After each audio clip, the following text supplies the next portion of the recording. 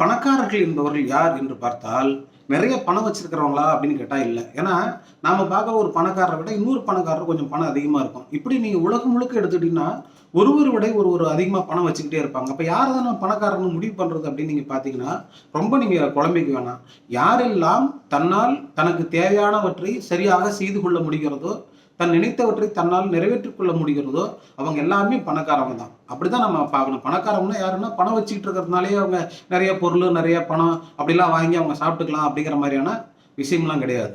பணம் என்பது எதை சார்ந்தது என்று கேட்டால், தன்னுடைய தேவையை யாரெல்லாம் நிறைவேற்றிக் கொள்ள முடியுமோ, தன்னுடைய தேவையை ஒட்டி எவையெல்லாம் இருக்கிறதோ, அவையெல்லாம் தன்னால் பெற்றுக்கொள்ள முடியும் என்று நினைக்கிறவர்கள் எல்லோருமே பணக்காரர்கள் தான். ஆனால் இதில் ஒரு சின்ன நுணுக்கமான வேறுபாடு என்ன இருக்கு அப்படின்னு பார்த்தீங்கன்னா, உண்மையில் யார் பணக்காரர்கள் ஆவார்கள், பணக்காரர்களாக இருக்கிறார்கள், பணக்கார மனநிலையோடு இருக்கிறார்கள் என்றால், எது அவசியம், எது ஆடம்பரம் என்று பிரித்து பார்க்க தெரியவர்கள் தான் பணக்காரர்களாக அவர்கள் கருதி கொள்ள முடியும். பணக்காரர்களாகவும் இருப்பார்கள். பணத்தை அவர்கள் பாதுகாப்பார்கள்.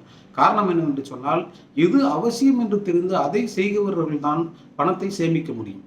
எது அவசியம் இல்லையோ அதையெல்லாம் சேர்த்து வைத்துக் கொண்டிருப்பவர்கள் ஒருபொழுதும் பணக்காரர்களாக ஆக முடியாது, அல்லது தன்னுடைய தேவையை முழுமையாக அவர்களால் அனுபவிக்க முடியாது என்பதைத்தான் நாம் புரிந்து கொள்ள வேண்டும்.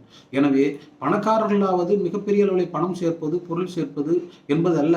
அதுவல்ல, அது அளவுகோல் அல்ல. அந்த அளவுகோலை வைத்துக் கொண்டிருந்தால் ஒருபொழுதும் நாம் பணக்காரர்கள் என்ற மனநிலைக்கு வர முடியாது. ஏனென்றால் ஒன்றை விட ஒருவரை விட ஒருவர் பணக்காரர் பணம் அதிகமாக வைத்துக் கொண்டேதான் இருப்பார். யாரோடையும் யாரையும் நாம் சேர்ந்து பணக்காரர்களாக ஆக முடியாது. ஆனால் தன்னளவில் எது தேவையோ அதை நிறைவேற்றிக் கொள்ளக்கூடிய சக்தி ஒருவருக்கு கிடைத்திருக்கிறது என்றால் அவர் பணக்காரர்கள் ஆவார்கள். நான் முன்பே சொன்னது போல அதில் சிறிய நுணுக்கம் என்னவென்று சொன்னால், எது அவசியம், எது ஆடம்பரம் என்று தெரிந்து வைத்திருந்தால் அவசியத்தை நீங்கள் உணர்ந்து கொள்ளுகிற பொழுதுதான் நீங்கள் உண்மையான பணக்காரர்களாக மாறுவீர்கள் மனதளவில் என்பதுதான் அடிப்படை உண்மை.